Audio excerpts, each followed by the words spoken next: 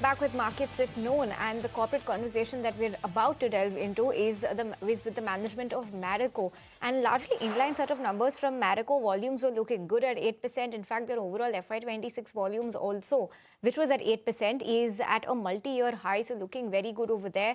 The FY20 quarter four volumes have come in at 9%, so looking very healthy over there also. Yes, we've seen some pressure coming in on the margins, but that's largely related to the raw material costs. And in fact, let's dive straight into that conversation. I spoke with the MD and CEO of the company, Mr. Saugata Gupta, and I began that interaction by asking him about their FY27 guidance. Listen into what he had to say.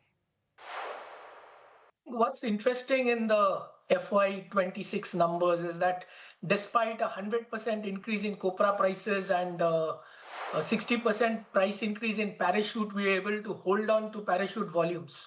And this year, obviously, with the copra prices coming down and some pricing calls taken on parachute, and given the current situation where we believe that smaller players will be far more constrained with respect to supply chain assurance, working capital, parachute is expected to drive that extra growth, and we are confident of parachute delivering say mid to low to mid single digit volume growth. And therefore, I think we have proven that in spite of our biggest brand and so-called taking 60%, I don't know where in the world anybody takes a 60% price hike and gets a volume. In fact, with MLH, net of MLH, we have a slightly positive.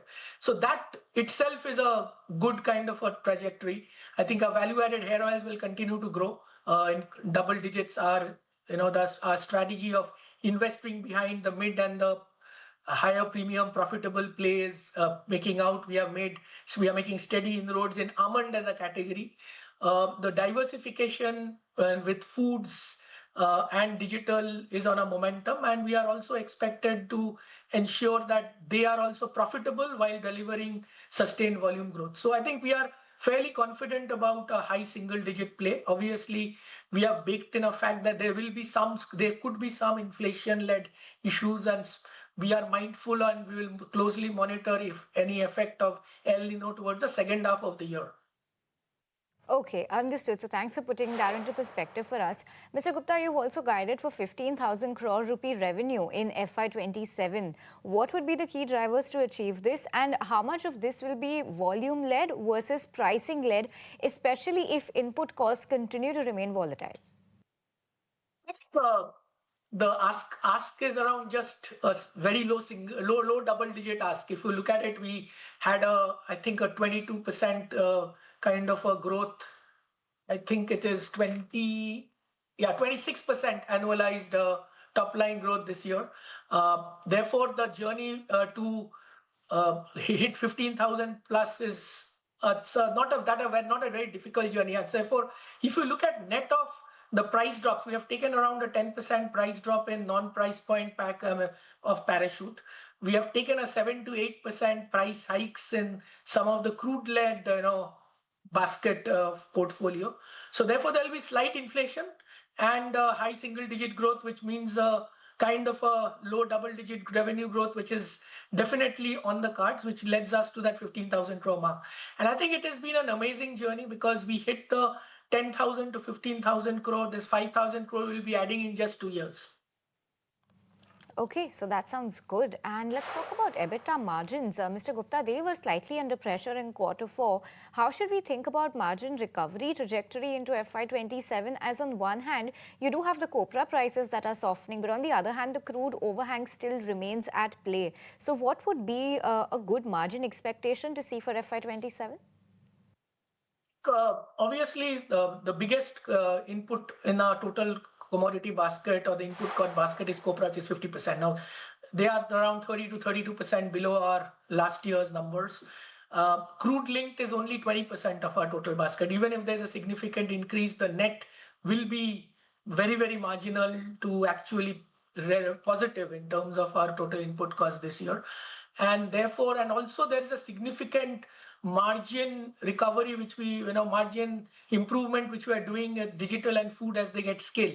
So therefore, we are fairly confident of delivering high teens kind of an EBITDA growth.